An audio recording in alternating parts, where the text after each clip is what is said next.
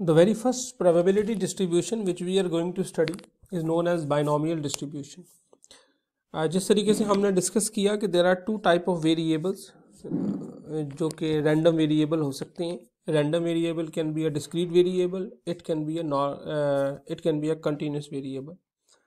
सो discrete random variables के अंदर बहुत सी डिस्ट्रीब्यूशन एग्जिस्ट करती हैं. दो डिस्ट्रीब्यूशन जो हम डिस्कस करेंगे, one is known as binomial distribution and another is known as Poisson distribution.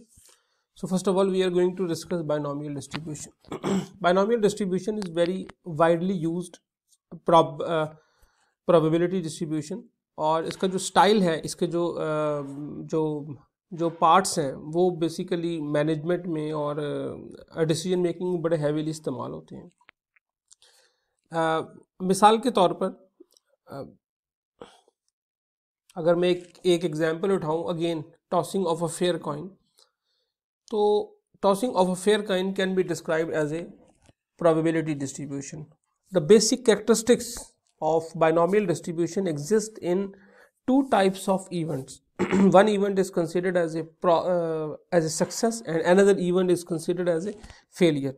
For example, if I toss a coin और मेरा जो possible जो मैं चाह रहा हूँ वो मैं चाह रहा हूँ कि head आ जाए, तो head represents a success on my part and tail represents a failure on my part. इसका मतलब है कि किसी भी एक्सपेरिमेंट के दो जो पॉसिबल रिजल्ट्स हैं इनको हम स्टैट्स की ज़बान में बर्नौली प्रोसेस भी कहते हैं, जो कि एक बहुत 17वीं सेंचुरी का एक बहुत मेन हमारे पास स्टैटिस्टिशियन था जिसने ये कॉन्सेप्ट पेश किया था.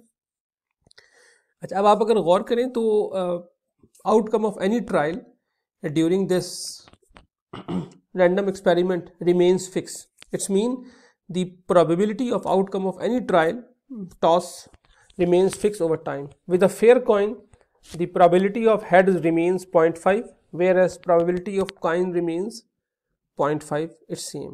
And the third important point is that the trials are statistically independent. यानी कि पहला जो टॉस है उसमें अगर हेड आ जाता है तो उसका कोई इम्पैक्ट नहीं होगा दूसरे टॉस के ऊपर और उसका कोई इम्पैक्ट नहीं होगा तीसरे टॉस के ऊपर.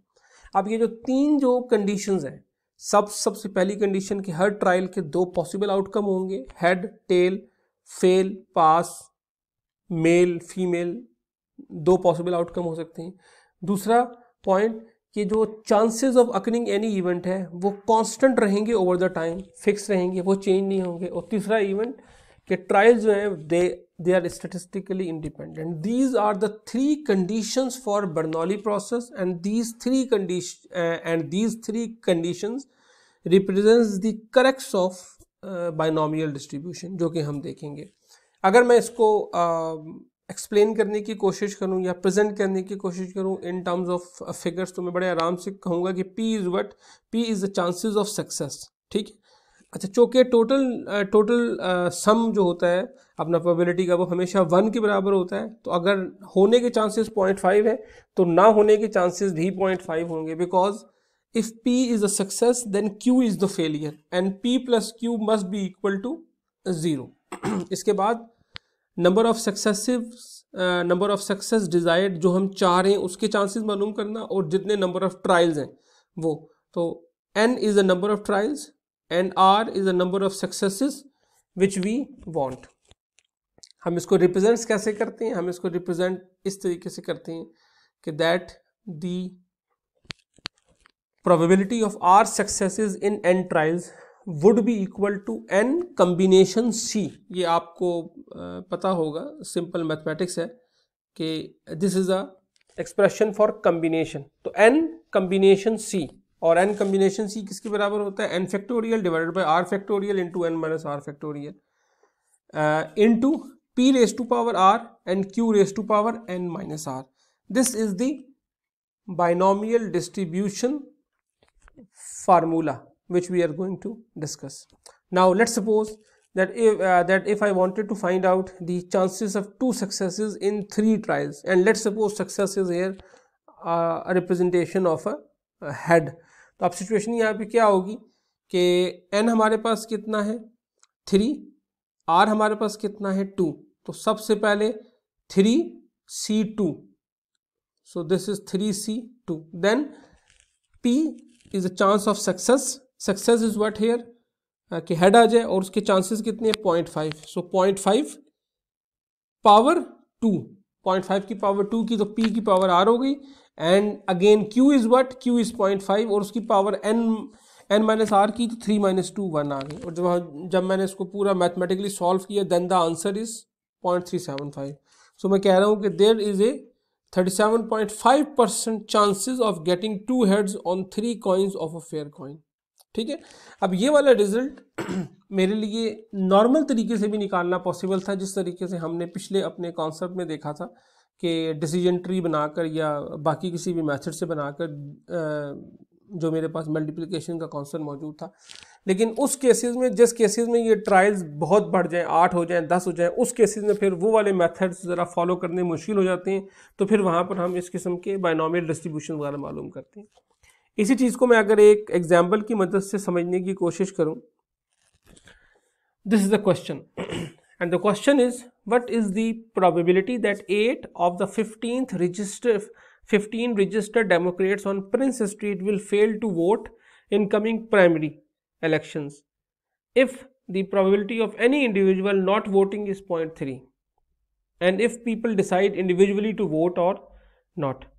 Okay, now the question is कि हमारे पास 15 रजिस्टर्ड डेमोक्रेट्स हैं, ठीक है, और हर डेमोक्रेट के वोट नहीं डालने के चांस 0.3 हैं। ठीक है, सवाल हमारा क्या है कि क्या चांसेस हैं कि उनमें से 8 लोग जो हैं, उनमें से 8 लोग वोट नहीं डालेंगे। This is the point. ठीक है, 15 हमारे पास रजिस्टर्ड डेमोक्रेट्स हैं, इसका मतलब n हमारे पास 15 हो गया।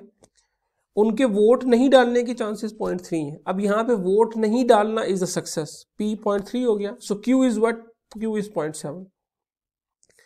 और चीज़ मैंने क्या पूछनी है, चीज़ मैं ये पूछ रहा हूँ कि व्हाट आर द चांसेस के 15 जो है, 15 में से 8 लोग जो हैं वो वोट नहीं डाल पाएंगे।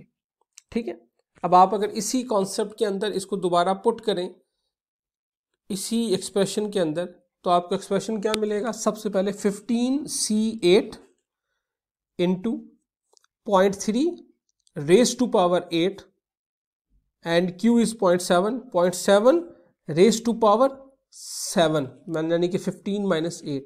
So this will be the chances that 8 out of 15 registered will fail to vote.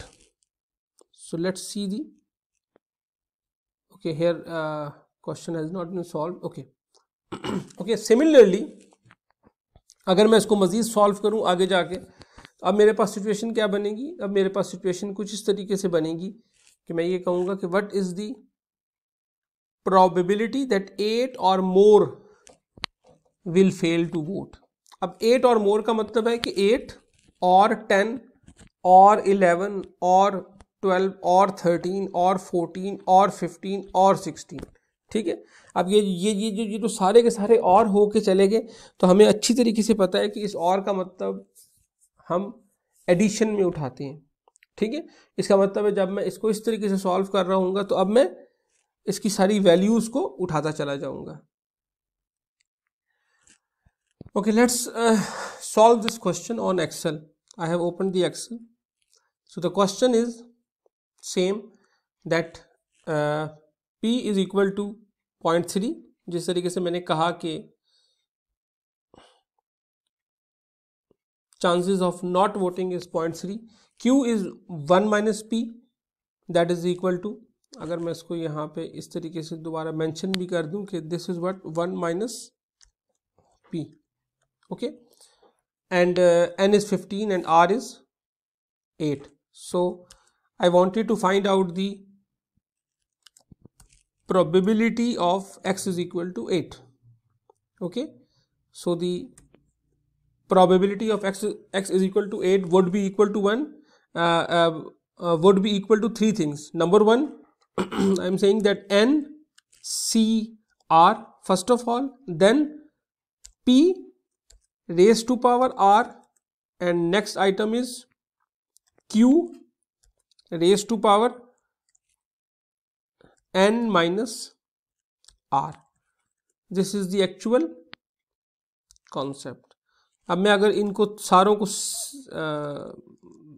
अलग अलग हैंडल कर लूँ कि सबसे पहले मैं अगर इनका कम्बिनेशन निकाल लूँ और वो कितना है जी, मुझे पता है 15 और सी। ये एक्सेल आपको शायद पूरी तरीके से क्लियर ना हो तो डोंट वरी, जस्ट से देख लें कि हम कर क्या रहे हैं। 0.3 raise to power r which is 8 and अब ये बेसिकली जो फिगर चूँकि बहुत छोटी है ना, इसलिए आपको बहुत छोटी सी फिगर नज़र आ रही है, अदरवाइज ज़ाहिर है ये फिगर अपनी अपनी जगह ये एग्जिस्ट कर रही है। सिमिलरली यहाँ पे जब मैंने किया तो this is what 0.7 raise to power n minus r, यानी कि 15 minus 8, this is again 7, this is again value. तो अब मैं अगर दोबारा जिस तरीके से हम इसको सॉल्व करते हैं कि मैं अगर इन तीनों चीज़ों को मल्टीप्लाई कर दूँ, this multiply by this value multiply by this value, so this is going to be the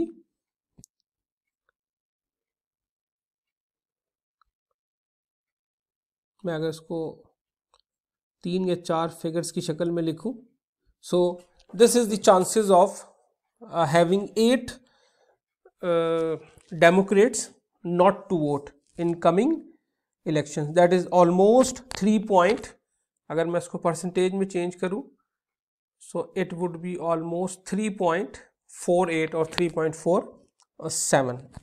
इसी तरीके से जो सेकंड मेरे पास इसका कॉन्सेप्ट मौजूद था वो क्या था कि what is the probability that 8 और more will fail to vote. अब मैं अगर इसको दोबारा करूं तो अब इसका बेसिकली मतलब क्या बनता है, इसका मतलब बनता है कि मैं क्या चीज़ निकालने की कोशिश कर रहा हूं।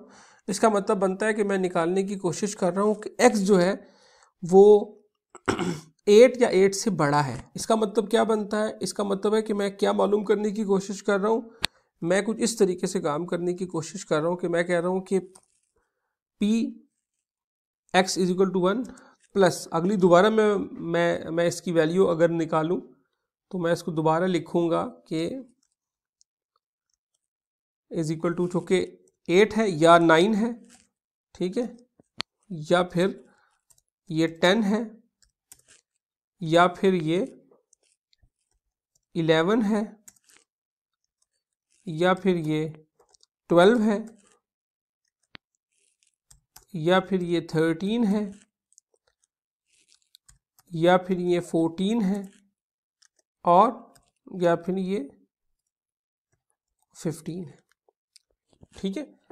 या तो मैं इस तरीके से निकाल सकूंगा, या आपको चूँकि पता है कि इसका मतलब है कि टोटल जो आपकी जो भी चांसेस होते हैं वो हमेशा 1 के बराबर होते हैं। इसका मतलब है मैं अगर इसको इस तरह ही चलाऊं कि P X is equal to 0 से लेकर 15 तक के चांसेस 1 के बराबर हैं, तो दूसरा इसको निकालने का तरीक़ाकार क्या हो सकता है कि मैं 1 में से इन सारी फिगर्स को माइनस कर दूं अप्रॉक्सीमेटली, ठीक है।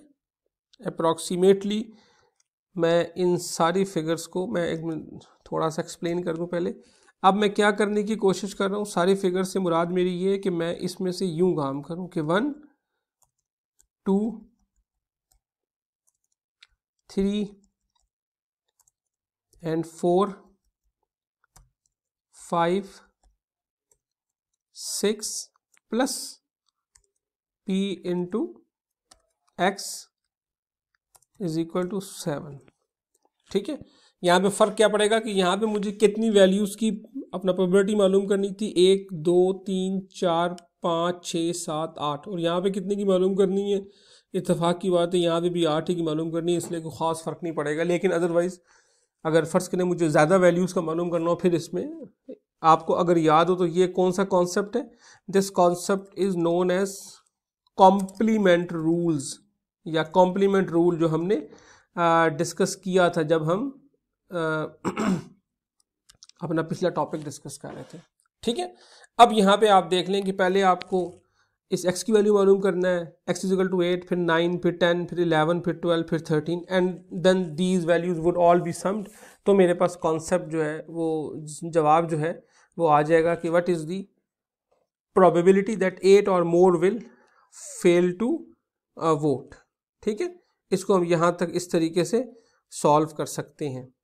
अच्छा, अब अगर हम इसको थोड़ा सा आगे चलें मज़ीद, ओके, इसी बाइनोमियल डिस्ट्रीब्यूशन के अंदर अगर मैंने उन सारों की मालूम करनी हो, measures of central tendency and measures of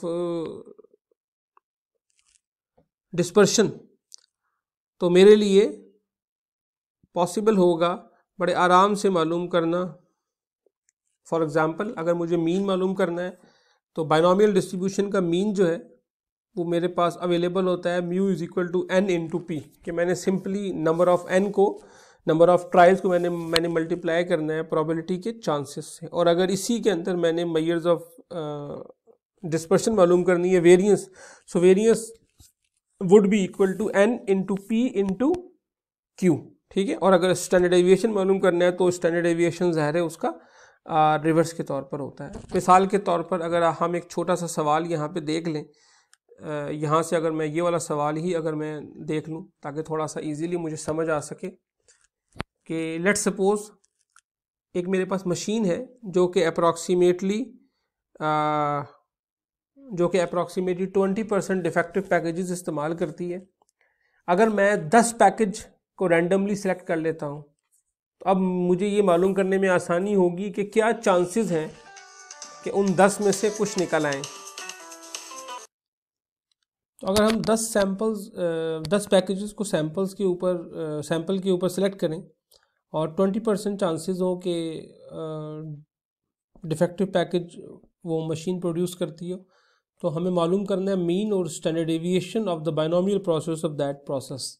so obviously mu will equal to n stands for 10 and p stands for 0.2, so the mean is 2। इसका मतलब है 10 में से 2 के चांसेस होंगे कि वो डिफेक्टिव निकल आएगा, और उनका स्टैंडर्ड डेविएशन क्या है, दैट इज़ 1.265, ठीक है। अगर आप वेरिएंस निकालना हो दैट इज़ 1.6 और उसका स्टैंडर्ड डेविएशन दैट इज़ 1.265। सो इस तरीके से हम बाइनोमियल डिस्ट्रीब्यूशन को बड़े आराम से अपने इस किस्म के मकसद के लिए इस्तेमाल कर सकते हैं।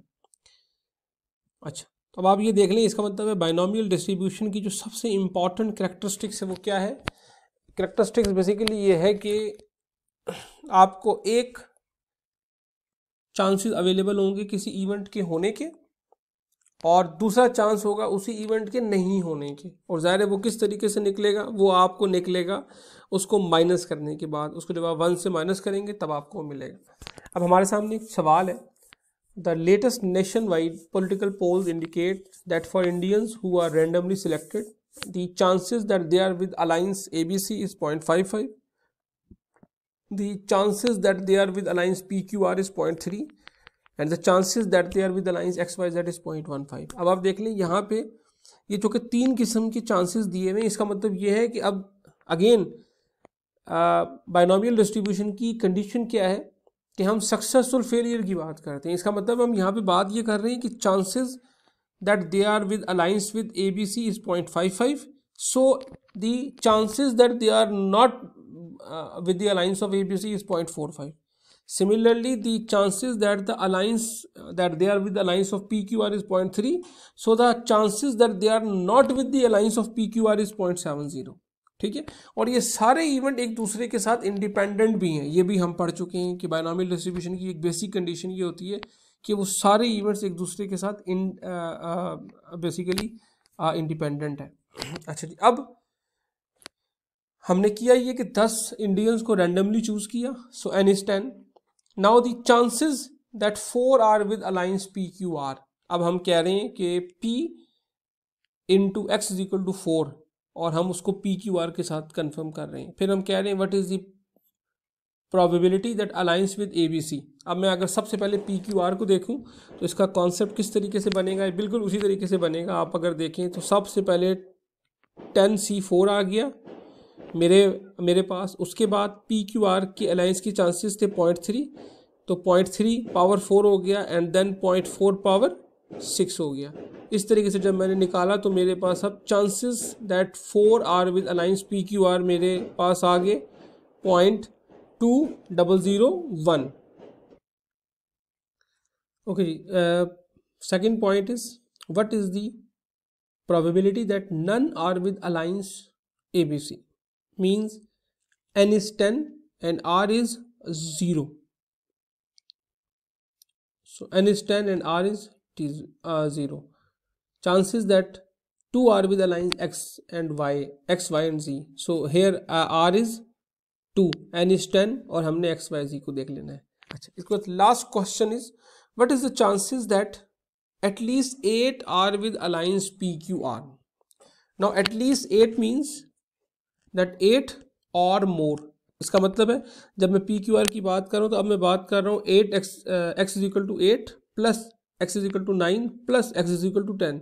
तो मैं यहाँ पे एक में 3 किस्म की या 3 उसकी वैल्यूज निकालने की बात कर रहा हूँ. PQR के केस में अब क्या हो गया मेरे पास कि उसने मुझे कहा है कि मैंने 3 निकालने हैं कि अगर R8 हो या R9 हो या R10 हो. ठीक है, इन तीनों को मैंने जमा करना है और इन तीनों को जमा करने के बाद अब मैंने इसकी जब चांसेस निकाले तो मुझे ये पता चला कि एटलीस्ट 8 लोग जो हैं वो PQR के साथ अलाइंस होने की चांसेस जो हैं वो अप्रॉक्सीमेटली 0.16% के करीब मौजूद है.